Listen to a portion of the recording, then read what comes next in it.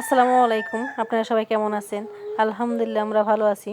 আজকে যে আলু বেগুন আলু দিয়ে আর ফুলকপি দিয়ে ভাজি করছি, এটা দেখেন এই যে, আর ধনিয়া পাতা দিয়ে এটা নামিয়ে নিব। দেখেন, আর এদিকে রান্না করব চিংড়ি মাছ দিয়ে বরবটি দিয়ে আর মূলা দিয়ে রান্না করব, মূলা আলু। দেখেন, আর এই বরবটি দিয়ে কিন্তু এরকম রান্না করে দেখবেন, দারুণ লাগে খেতে, অসাধারণ দেখতে, আর খেতেও সুন্দর হয়। আপনার বাসায় ট্রাই করতে পারেন। এদিকে আমি সব কিছু কেটে ধুয়ে নিছি, আর এদিকে আমি কড়াই বসাই দিয়ে পেঁয়াজ মরিচ দিয়ে দিব। পেঁয়াজ মরিচ দিয়ে এটা আমি ভালো মতো ভেজে নেবো, এই যে ভালো মতো বাদামি কালার করে ভেজে নেব। আর এটা খেতে কিন্তু অসাধারণ ছিল। আর আমাদের ভিডিওটি ভালো লাগলে লাইক এবং শেয়ার করে দিবেন। দেখেন, এই যে ভালো মতো পেঁয়াজটা একটু পারফেক্টভাবে ভেজে নেব, বাদামি কালার করে ভেজে নেব, কারণ যতটা মশলাটা কষানো হবে ততটাই খেতে ভালো লাগবে। ভালো মতো নেড়ে চেড়ে দেখেন, এই যে পেঁয়াজটা আমি একটু ভেজে নেব। পেঁয়াজটা ভাজা শেষ। এখন আমি এখানে পেস্ট দিয়ে দিলাম, আদা পেস্ট দিয়ে দিচ্ছি। দিয়ে ভালো মতো একটু তেলে ভেজে নিলাম।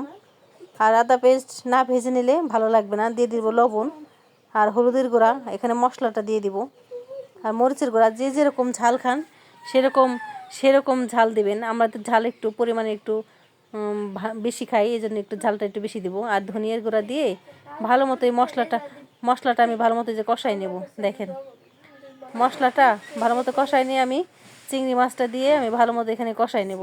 চিংড়ি মাছটা আগে দিলে কিন্তু কিছু সমস্যা নাই, চিংড়ি মাছটা ভেঙে যায় না কখনো, চিংড়ি মাছটা ভেজে যায় না। আর ভালো মতো ভেজে নিছি। দেখেন, কতটা পারফেক্টভাবে একবারে কষাই নেব। চিংড়ি মাছটা কষানো শেষ একদম। এখন এই সবজিগুলো দিয়ে দিব।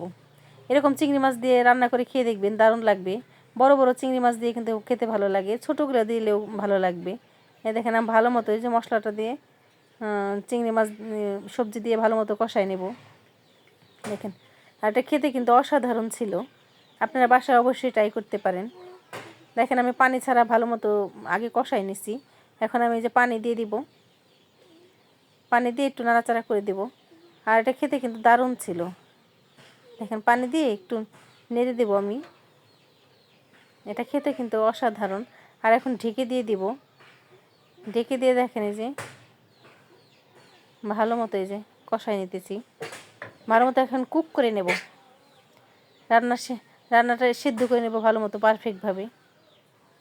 দেখেন, এই যে সিদ্ধ হয়ে গেছে আমার মশলাটা কিন্তু আর দিয়ে দিলাম এখন জিরার গুঁড়া।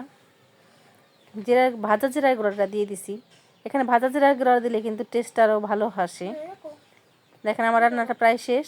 আর এখন আমি ধনিয়া পাতা দিয়ে দিব। ধনিয়া পাতা অবশ্যই লাগবে। ধনিয়া পাতা শীতের দিনে এখন ধনিয়া পাতা ছাড়া কিন্তু হবেই না। আর খেতেও ভালো মনে হয় যে একটা মিসিং আছে।